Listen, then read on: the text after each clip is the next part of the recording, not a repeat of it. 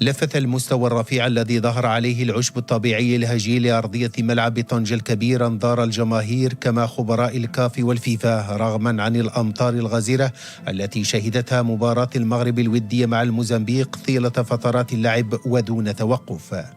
وقدم عشب ملعب طنجة الكبير صورتين مثاليتين سواء من حيث الجودة أو من حيث كيفية تدبير وتصريف مياه الأمطار القوية التي تولت مهامها بشكل أساسي هذه الآلة الضخمة التي عملت لساعات على شفط المياه. ومكن تركيب هذه الآلة بإحدى فضاءة ملعب طنجة والتي تعد الأكبر من نوعها بإفريقيا من نيل العلامة الكاملة من لدن خبراء الكاف والفيفا المكلفين بمهام مراقبة العشب الطبيعي.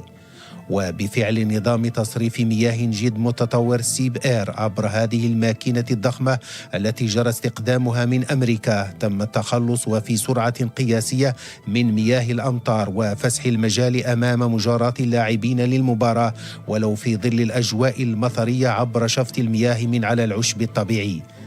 ويعد نظام سيب اير من بين الأنظمة الحديثة ذو خدمة تصريف وتهوية تحت عشب أرضية الملعب من خلال شبكة أنابيب أسفل طبقة الجذور متصلة بوحدات ضغط تحتوي على مراوح ومضخات صغيرة وتعمل في كلتا الاتجاهين.